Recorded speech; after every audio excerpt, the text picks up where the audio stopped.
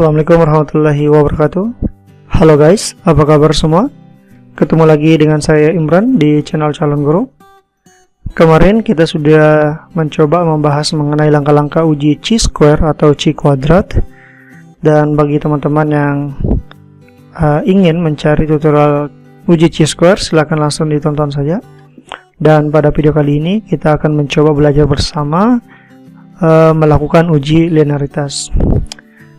Dan pada kesempatan kali ini juga kita tetap menggunakan software SPSS versi 22. Baik teman-teman, kita langsung saja. Sini pada slide pertama kita akan membahas apa fungsi dari uji linearitas.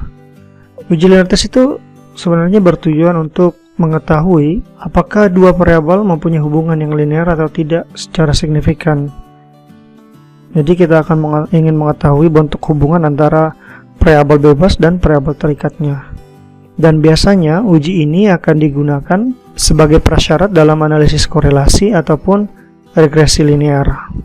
Dan menurut Sugiono dan Susanto pada tahun 2015, uji linearitas itu dapat dipakai untuk mengetahui apakah variabel terikat atau dependent variable dengan variabel bebas atau independent variable memiliki hubungan linear atau tidak secara signifikan.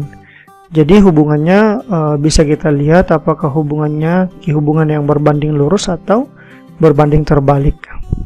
Baik, selanjutnya dasar-dasar pengambilan keputusan. Sebenarnya ada dua cara dalam pengambilan keputusan pada uji linearitas. Kita bisa melakukan pengambilan keputusan berdasarkan nilai signifikansi, deviation from linearity, dan juga bisa menarik kesimpulan berdasarkan menentukan hasil uji linearitas berdasarkan dengan nilai F-table. Nah, untuk yang pertama, kita akan membahas dasar-dasar pengambilan keputusan berdasarkan nilai signifikansi, deviation from linearity. Nah, di sini ada dua. Jika nilai signifikansi deviation from linearity lebih besar daripada 0,05, maka dapat disimpulkan bahwa terdapat hubungan yang linear antara variabel bebas dengan variabel terikat.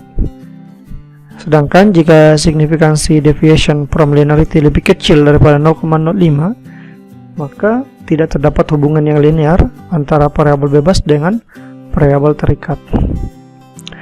Nah, di sini saya menggunakan data penelitian dua variabel. Variabel bebasnya merupakan self-efficacy siswa, kemudian variabel terikat nilai rata-rata ulangan harian siswa. Nah, di sini saya akan melihat apakah ada hubungan yang linear antara self-efficacy siswa dengan nilai rata-rata ulangan harian yang mereka capai. Nah, di sini saya menggunakan 32 responden. Data ini akan kita input ke dalam SPSS. Nah, bagaimana langkah-langkah melakukan uji linearitas? Nah, berikut langkah-langkahnya teman-teman. Yang pertama, kita buka program SPSS kita, ya. Kemudian kita klik variable view. Nah, pada bagian pada kolom name kita ketik X, ya. Untuk nomor 2 kita ketik Y saja. Kemudian pada kolom desimal kita rubah ke angka 0. Begitupun juga di variable Y kita rubah. Selanjutnya pada kolom label sini, untuk baris pertama kita isi sesuai dengan variabel kita. Di sini saya menggunakan variabel self-efficacy siswa. Jadi silakan teman-teman input nama variabel satunya, X satunya. Kemudian untuk variabel keduanya di sini hasil ulangan saja. Hasil ulangan siswa. Selanjutnya, setelah seperti ini kita abaikan saja kolom-kolom yang lain, biarkan secara default. Kemudian kita klik data view. Nah, di sini sudah ada variabel X dan Y. Selanjutnya, kita akan menginput data penelitian kita ke dalam SPSS. Nah, yang kita copy cukup nilainya saja untuk variabel bebas dan variabel terikat.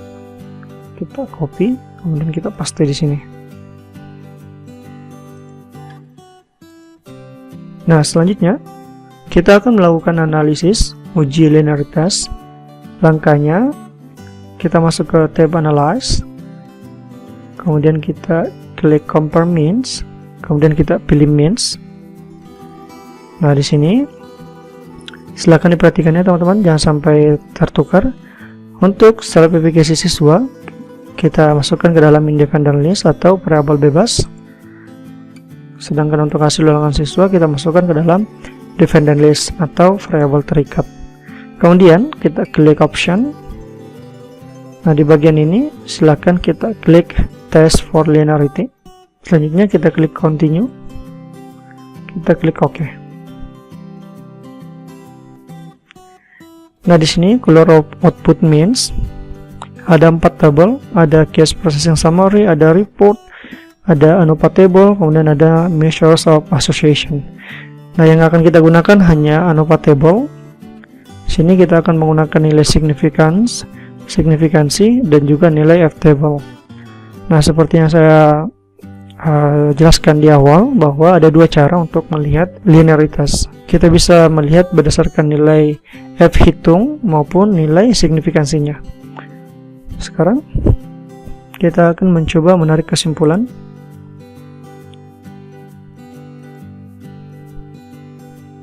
Nah, di sini hasil uji linearitas berdasarkan nilai signifikansi deviation from linearity sebesar 3,79.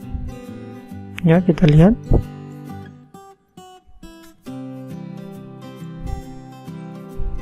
Ya, ini salah input ya teman-teman.